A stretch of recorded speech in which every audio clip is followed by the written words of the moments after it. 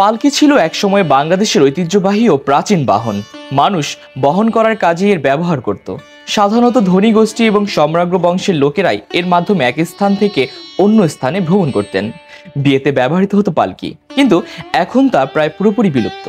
পালকি এক ধরনের বিলাসবহুল যানবাহন, যাতে সাধারণত ধনী জনগোষ্ঠী এক স্থান থেকে অন্য স্থানে ভ্রমণ করে থাকতেন।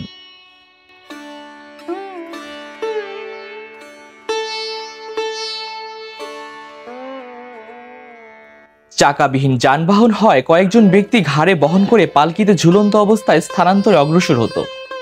যিনি পালকির ভার বহন করেন তিনি পালকি বিহারা নামে অভিহিত। প্রথম দিকে দেবদেবীকে আরোহণ কিংবা দেবমূর্তি বহনের উদ্দেশ্যে এরূপ যানবাহন তৈরি করা হয়েছিল বলে ধারণা করা হয়। অনেক মন্দিরেই পালকি সহযোগী দেবতাদের বাহনের দৃশ্যমালা ভাস্কর্য আকারে তুলে ধরা হয়েছে। পরবর্তীতে এতে চলাফেরা করতেন মুখ্যত ইউরোপীয় উচ্চ শ্রেণীর সম্ভাব্য ব্যক্তি ও ভদ্র মহিলাগণ। ভারতীয় উপমহাদেশের রেলগাড়ি প্রবর্তনের পূর্ব পর্যন্ত এর প্রচলন ছিল।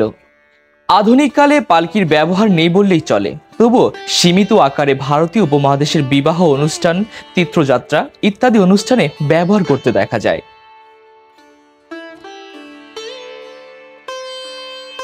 প্রাচীন রোমে লেটিকা, চীনে জিয়াও, ভিয়েতনামায় কিউ, ইংল্যান্ডে সিডান চেয়ার, স্পেনে লিটারা, ফ্রান্সে পালানোকুইন, পর্তুগালে লিটেইরা, থাইল্যান্ডে ওহ, কোরিয়ায় গামা, জাপানে নরিমোনো, তুরস্কে টাহারিরিভান ইত্যাদি নামে পালকি পরিচিত হয়ে আসছে।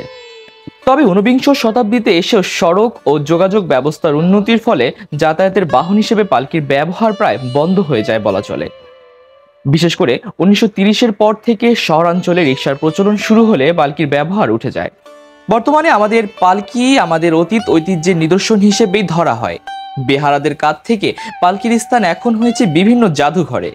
সভ্যতা এবং বাস্তবতার কথা চিন্তা করলে পালকিকে হয়তো আর ফিরিয়ে আনা সম্ভব নয়। তবে আমরা এবং আমাদের ভবিষ্যৎ প্রজন্ম যাতে পালকির কথা ভুলে না যাই, সেদিকে আমাদের সচেষ্ট দৃষ্টি রাখা প্রয়োজন।